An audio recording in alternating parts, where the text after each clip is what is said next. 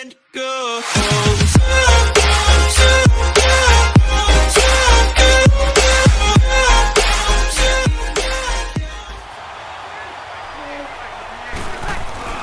They go play action for Ingram. Now Breeze. And Josh Hill has it. And they'll get him down as he's inside the 40. First target, first catch, and a first down.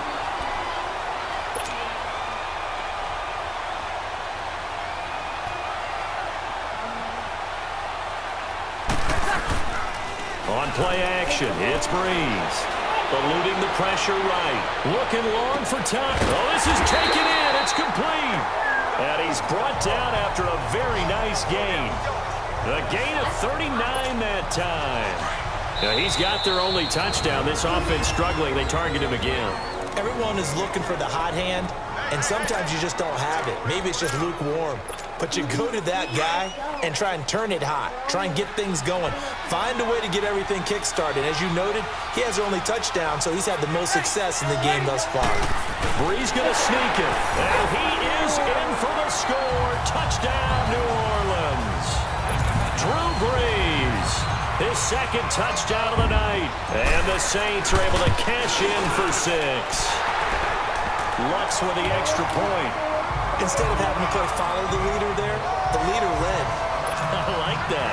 And he likes that, doesn't he? First and goal, let me do the job. Because you know when he falls into the end zone after falling behind those big guys who pushed up front, that's a pretty good celebration, isn't it? Gives him a little street cred in the locker room, too, doesn't it? Street cred, and then when they go out to dinner afterwards, he's still picking up the check. And he'll get it up to about the 26-yard line just across the 25.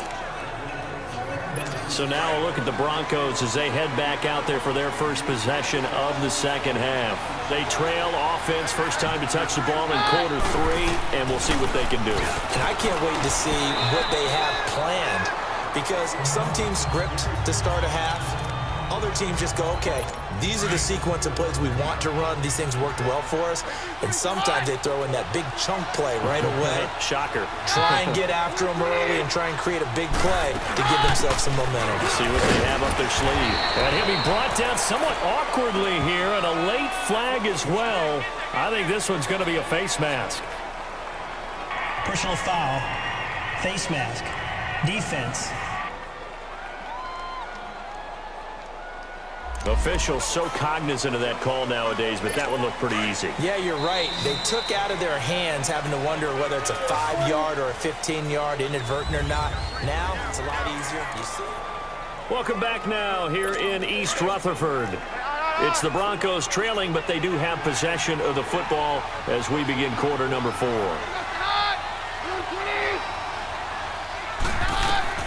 On first down, Keenum. Over the middle, it's Holmes.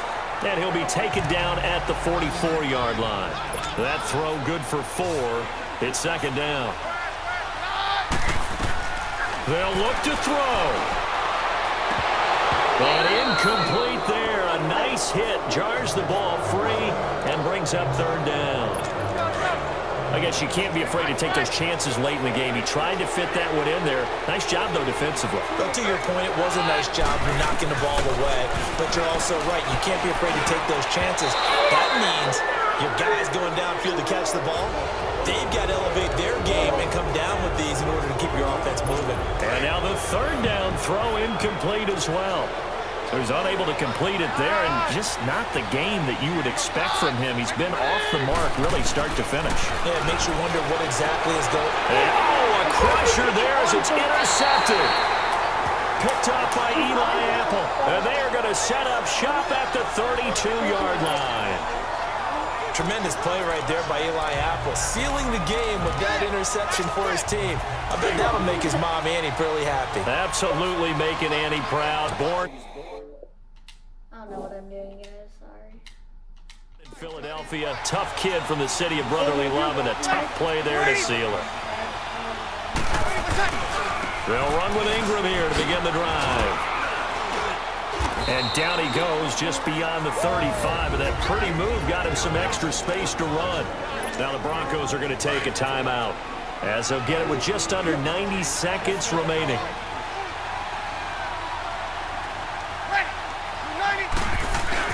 On On second down, Ingram. And now the Broncos will burn another timeout here, as they'll talk it over here before what will be an important third down. Yeah. Call him to say, yeah. Ready. Yellow lady.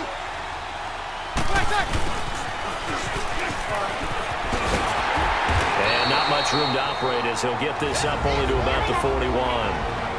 Now here's a whistle and a timeout. It's called by the receiving team here, as he'll get it with still 1:20 left to go in the game. Here's Thomas Morstead now. And surprisingly, this is the first punt of the game for either team. And he'll get this away into the icy winter air. Backspin, let's go. And they will get to this one and down it at the 13-yard line. And Denver getting set to take the field. They're down here in a one-score game. At the time, it's a factor, but it's not a huge factor right now, is it? It's really not, because this amount of time gives them a chance to run their offense, to go through play sequences.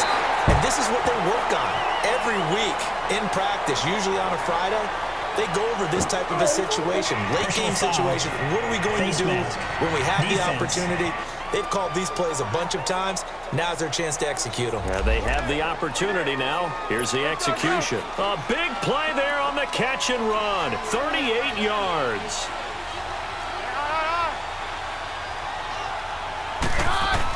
Back to throw.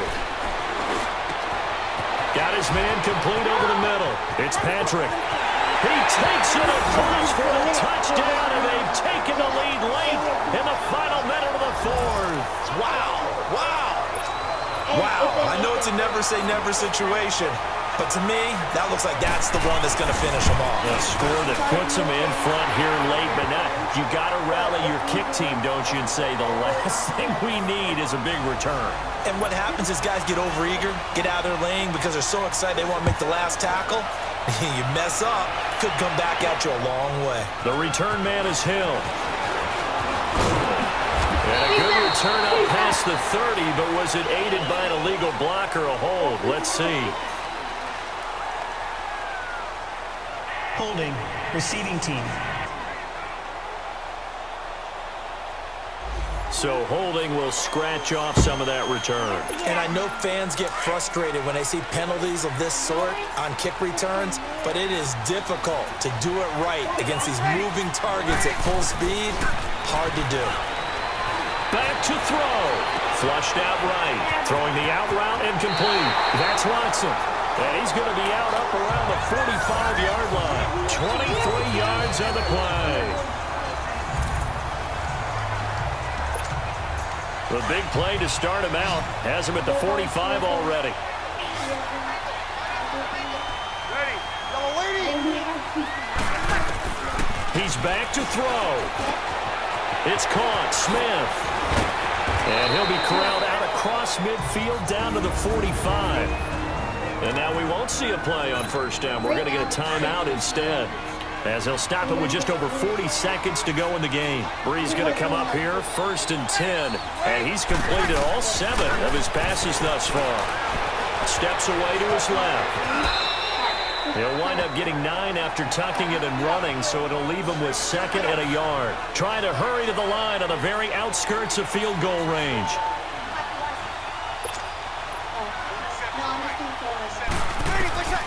He'll look to throw. And seeing nowhere to throw, he chucks this one away from harm. Incomplete. Now it's 3rd down.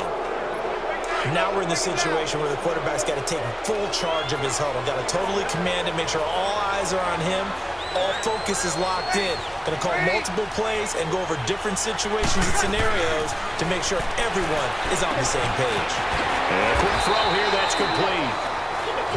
Now hold everything here. We're going to get a timeout by the offense, as they stop it with 14 seconds to go in the game.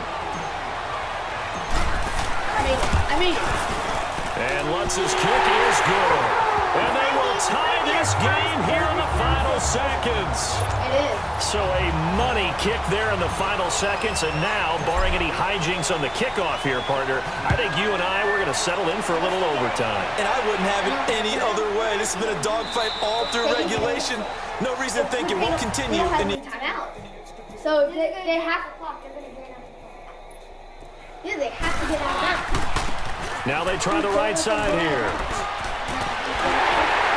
And he gets this one just shy of the 40. They'll mark him down at the 39. First down yardage on the first play of the drive, 14 yards. And here in overtime, if the team that receives the ball scores a touchdown, it's over. If they don't, we can still have some more football. That's exactly right. If they go down and kick a field goal, the other team gets a possession to either match it or score a touchdown to win the ball game. If both teams kick field goals, the next team to score wins. But if the receiving team throws a pick six or... So we're right back where we started, all even as the kick's away. The dangerous Hill now to return. Oh, 360. And a good effort on the return there. Gets him across the 30 to the 33-yard line. Out onto the field comes New Orleans. They control their own destiny here. They have the football in overtime. Obviously, a touchdown would win it. And I think teams around the league are still adjusting to the idea of going downfield, scoring a touchdown wins the game, because they were used to just going downfield and trying to get in field goal range to win a game. Still having to make that transition. Let's face it now, the ones who are doing it best know they need to go down, attack, put the ball in the end zone, and not leave it up to a field goal and give the other team a chance. Yeah, as we said, they control their own destiny now. Breeze again here on 2nd and 10. Smith catches left side. And he'll bring it up here to right at the 40-yard line. The reception good for 7. It's 3rd down.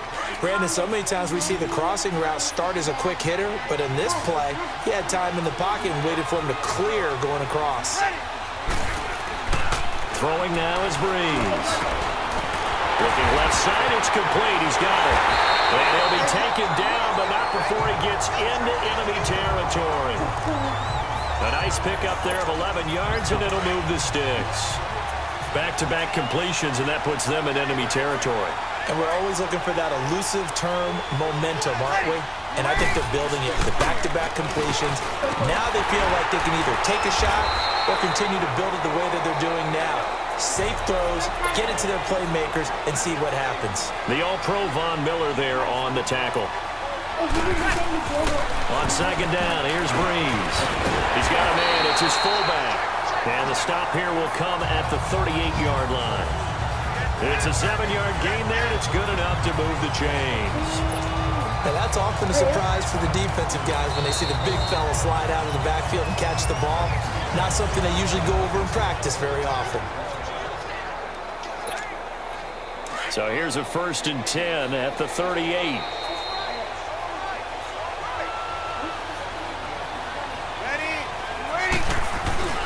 This is Ingram on 1st and 10. And he'll take this one down to the 36. 2 yards on the carry there. It'll be 2nd down. They tried a quick hitter inside, but that one was swallowed up because what they're hoping, those big defensive linemen will take the bait and move laterally and open up a crease that they can run through. Didn't happen on that play.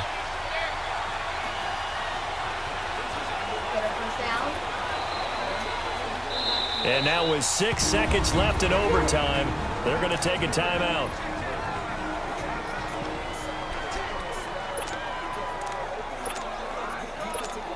So now one of the biggest kicks of the night is forthcoming. This to at least get them a lead here in overtime. And now with 6 seconds left in overtime, they're going to take a timeout.